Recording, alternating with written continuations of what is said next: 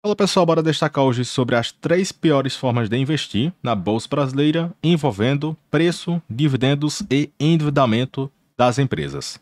Então a primeira forma que muitas pessoas caem nesta cilada é que querem investir em papéis, entre aspas, premium, que vão entregar um forte crescimento, que até brincam, ativos e replicáveis. Então tenha muito cuidado para não colocar muito peso nesses fatores destacados, mas citam isso e querem pagar qualquer preço por certa empresa. Então não adianta comprar uma excelente empresa se o preço não estiver atrativo. E se você seguir sempre nessa trajetória, a chance de você conseguir uma boa performance acaba sendo baixa. Até porque o papel já estaria muito bem precificado e ainda tem outro ponto, esse ativo bem precificado literalmente não pode errar, caso contrário, o mercado bate forte na cotação. E também tem outro erro bem frequente, o pessoal quer investir na Bolsa Brasileira como se estivesse na Bolsa Americana e tem diversos papéis cotados por um preço sobre lucro de 20 a 50 vezes e o mercado aceita pagar indicadores elevados. Então a dinâmica na Bolsa Brasileira acaba sendo bem diferente e poucos papéis cotados por um PL alto na Bolsa Brasileira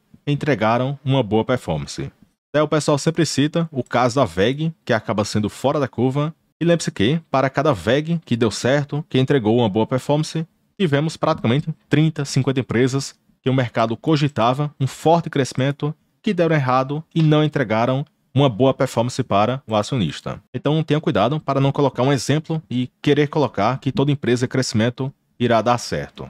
Outro ponto, eu acho bem difícil da VEG continuar entregando essa performance fora da curva de quase 1000% nos últimos 10 anos, até porque, olhe o valor de mercado atual de 231 bilhões, então se a empresa dobrar o valor do mercado, ela terá um valor de mercado similar à Petrobras, que deverá lucrar mais de 100 bilhões neste ano, enquanto a VEG lucra cerca de 6 bi por ano. Então até se a VEG dobrar, triplicar ou crescer o lucro absurdamente, perceba que a empresa aparentemente já está bem precificada e cotada por um preço sobre lucro de quase 38. Então esse tipo de empresa literalmente não tem margem para errar.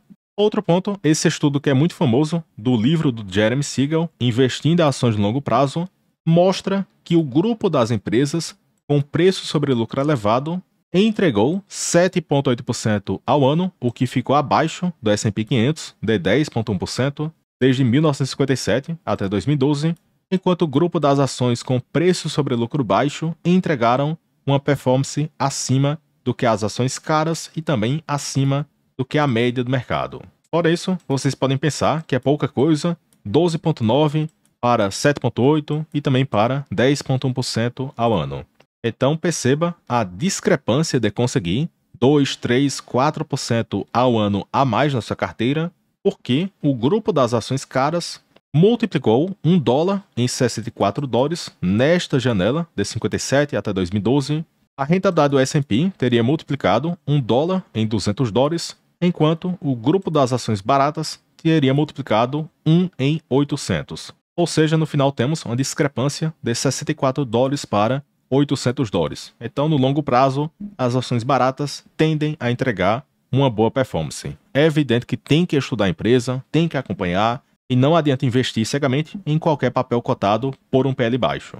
Fora isso, um dos principais problemas de pagar caro por certa empresa é que quando você paga caro, literalmente a empresa não tem margem para errar e quando essa certa empresa falha no quesito crescimento, o mercado bate muito forte na cotação. Então perceba que muitos papéis despencaram após 2021 na Bolsa Brasileira, principalmente diversos recém-IPOs, que o mercado cogitava um forte crescimento e esse ponto não aconteceu. Consequentemente, diversos papéis caíram mais do que 80% neste período. Então, às vezes, é melhor focar no que está dando certo, que já entrega lucros, que paga proventos, do que tentar se aventurar em papéis que poderão crescer muito e, na maioria dos casos, esse forte crescimento não acontece.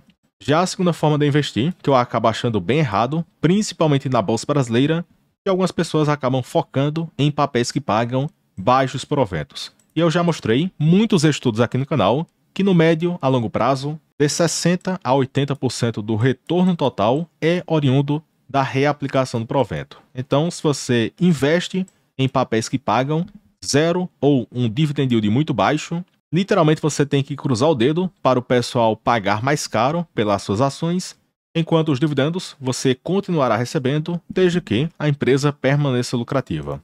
Enquanto na parte da apreciação não é algo garantido e vai depender da percepção do mercado, de fluxo de fundos, fluxo de estrangeiro, fluxo de pessoa física, do mercado ter interesse por certo papel, então acaba sendo algo bastante incerto, enquanto o provento, entre aspas, acaba sendo garantido desde que a empresa seja lucrativa. Fora isso, o Jeremy Siegel também fez um estudo muito bom e ele concluiu que o grupo das ações com o maior dividend yield entregou 12,58% ao ano de retorno médio e o grupo das ações com dividend yield baixo 8,9% ao ano na sua média. E também as ações com yield baixo perderam para o S&P 500, que entregou 10,1% ao ano. E aquela mesma coisa, você pensa que é pouco, 2, 3% a mais ao ano, porém isso acaba gerando uma grande discrepância no longo prazo de multiplicar de 1 para 100 versus 1 para 678. E agora, comentando sobre um estudo na Bolsa Brasileira que pega de 2005 até 2024, e essa pessoa concluiu que a mediana do retorno do Ibovespa foi de 6,1% ao ano, e se pegarmos todas as empresas da Bolsa Brasileira, 7,6% ao ano de mediana de retorno, enquanto isso, o grupo das ações com dividend yield baixo entregou 1,6% ao ano, enquanto o grupo das ações com yield alto entregaram 17,3% ao ano na sua mediana. Ou seja, de 2005 até 2024, quem focou em bons papéis, cotados por um PL baixo e que pagam um dividend yield elevado, pode ter conseguido uma performance mais do que o dobro do Ibovespa no período. Então o pessoal fica olhando, o Ibovespa perdeu para o CDI. Porém, quem alocou em boas pagadoras conseguiu uma performance fora da curva e deve ter superado diversos índices bastante conhecidos. Outro ponto, essa foto mostra o retorno do Ibovespa com e sem proventos, porque de 99 até janeiro de 2019, 10 mil teria se multiplicado em 97 mil com o Ibovespa sem proventos e reaplicando o provento aumentaria para 340 mil. Então, na prática, 340,225 menos 97,587 e dividido por 340,225, os dividendos representaram 71,3% do retorno total do Ibovespa neste período. Então, até o Ibovespa, que tem vários papéis que pagam um dividend yield baixo, no longo prazo, o dividendo representou 71% do retorno total. Então, no Brasil, o dividendo acaba sendo fundamental. E lembre-se que o dividendo é isento de imposto de renda, então, no longo prazo, grande parte do retorno será oriundo do provento e virá isento do imposto de renda. E agora, sobre a terceira pior forma de investir, é que as pessoas alocam seu capital em ações com a dívida bem elevada. Então tem essa mensagem do Henrique Meirelles: boa sorte para quem investe dessa forma, porque muito provavelmente esse papel entrega margens baixas, um lucro bem baixo ou até prejuízo, e esse tipo de empresa ou paga um provento baixo ou tende a zerar o pagamento de proventos. Então, se a empresa ultrapassar 2,5 a 3,0 de alavancagem, olhando para o indicador de dívida líquida sobre EBITDA, comece a ligar o sinal de alerta e, nos últimos anos, muitas pessoas perderam muito dinheiro por alocar grande parte do capital em empresas muito alavancadas. E essa aposta só teria dado certo se acontecesse um cenário de queda de juros. E no Brasil, historicamente, as taxas de juros são elevadas. Então, se você ficar focando muito a sua carteira em papéis alavancados, caso aconteça essa reversão que o mercado está cogitando, o aumento nas taxas de juros, o ferro poderá ser muito grande em diversos papéis. E aqui um exemplo, a Aura Energia, que caiu 80% de 5 anos para cá,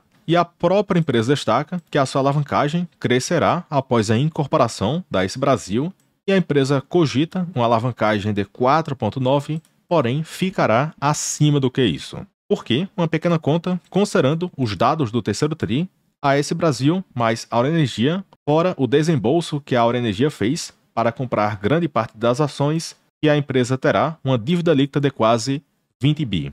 E o EBITDA ficará de 3,5 bi, então a alavancagem será de 5,6. Então quem olha a Aura Energia hoje percebe uma alavancagem confortável de 1,6, porém iremos tomar um susto com a alavancagem que ficará com o balanço do quarto tri, quando a AS Brasil entrará no balanço da empresa. Então tenha cautela porque a alavancagem irá ultrapassar a faixa de 5 vezes, o que seria um patamar bem elevado e muito acima do que essa alavancagem, entre aspas, elevada, de 2.5 a 3.0. Então cautela porque o provento da empresa deverá cair. E possivelmente o provento da empresa ainda deverá ficar baixo durante bastante tempo.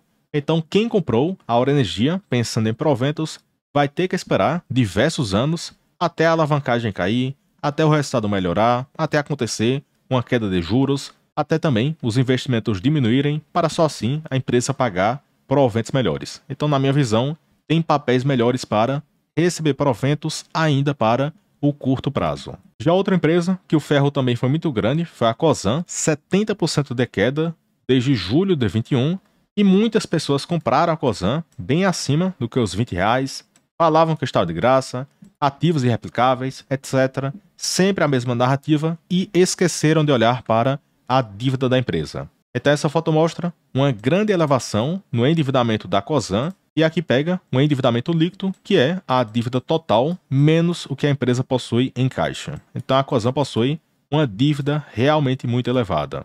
Outro ponto que acaba sendo positivo é que a Cosan não possui nenhuma amortização de dívida em 2024, 25 e 26. E as amortizações só irão acontecer após 2027. Porém, a Cosan também possui os juros da dívida, então perceba que nos últimos 12 meses a Cosan recebeu 3,7 bi em proventos e pagaram quase 3,1 bi de juros da dívida.